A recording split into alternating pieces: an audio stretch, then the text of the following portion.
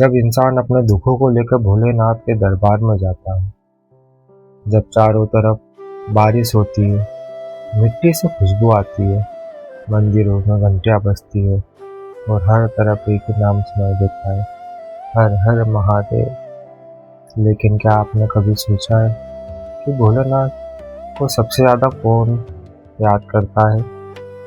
वो इंसान नहीं जिसके पास सब कुछ है, बल्कि जिसके पास उम्मीद के अलावा कुछ नहीं बचा। एक छोटे से गांव में एक लड़का रहता था। उसका नाम रवि था। घर की हालत बहुत खराब, पिता बीमार थे, माँ दिन रात एक संभालती थी और मोहन रवि छोटी सी नौकरी कर किसी तरह घर चलाता था। उस साल सावन का पहला सोमवार था। पूरा गांव शिव मंदिर जा रहा था। किसी के हाथ में दूध था, किसी के हाथ में बेलपत्र, तो किसी के कांवर लेकर भोले के दर्शन करने जा रहा था। रवि भी मंदिर के बाहर पहुंचा, लेकिन उसके हाथ खाली थे। उसने मंदिर की सीढ़ियों पर बैठकर बस भोले को देखा और उसकी आंखों से आंसू निकल पड़े। वो धीरे से बोला, भोलेनाथ, आज आपके लिए कुछ लेकर नहीं आया हूँ। ना दूध है, ना फूल है, ना पैसे हैं, बस अपना दुख लेकर आया हूँ महादेव।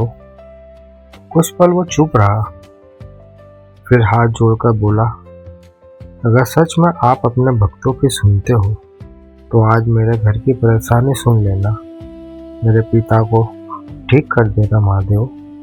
मेरी माँ के चेहरे पे चिंता मिटा देना। इतना कहकर रवि वहाँ से चला गया। उसके पास कोई चमत्कार नहीं हुआ, ना आसमान से कोई आवाज आई, ना उसकी जिंदगी में उसी पल कुछ बदला। लेकिन भोले की लीला हमेशा उसी पल शुरू नहीं होती जब हम प्रार्थना करते हैं। कभी कभी महादेव हमारी प्रार्थना को अपने पास रख लेते हैं और सही समय का इंतजार करते हैं।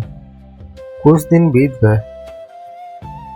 एक सुबह रवि को शहर से फोन आया। उसे एक ऐसी नौकरी मिल गई जिसकी उसने कभी उम्मीद भी नहीं की थी। तनख्वाह पहले से कई गुना ज़्यादा थी। रवि की आंखों में आंसू आ गया। उसने सबसे पहले अपनी माँ को फ़ोन किया और कहा, माँ, लगता है महादेव ने हमारी सुन ली। माँ ने बस इतना कहा, बेटा, महादेव देर कर सकते हैं लेकिन अंधेर नहीं। रवि उसी शाम शिव मंदिर पहुंचा। इस बार उसके हाथ में दूध था, बेलपत्र था और आंखों में आंसू।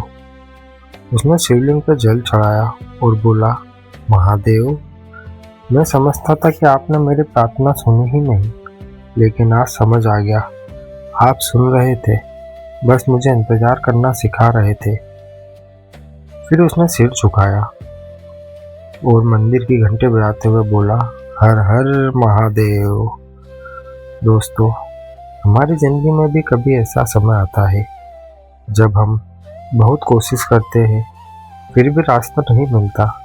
हम मंदिर जाते हैं, प्रार्थना करते हैं, भोलेनाथ से कहते हैं, महादेव, मेरी भी ज़िंदगी इतनी परेशानी क्यों है? लेकिन याद रखना, महादेव आपकी परेशानी का अनजान नहीं।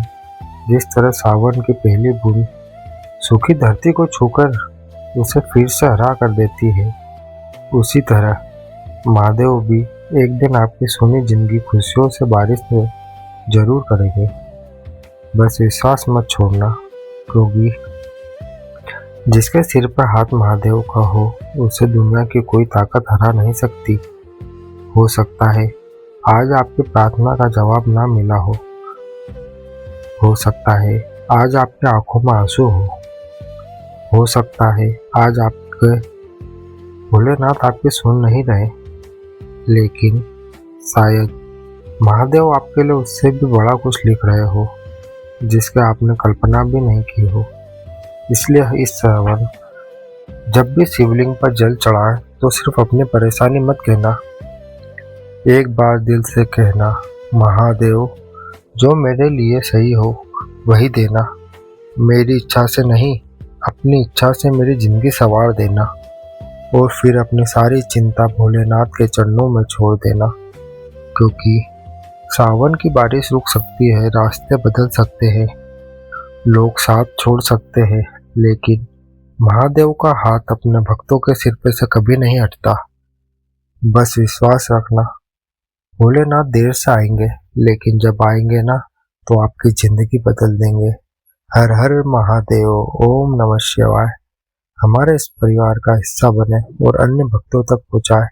बाबा भोलेनाथ सदैव आप ही के ऊपर अपार कृपा और आशीर्वाद बनाए रखें। ओम नमः शिवाय।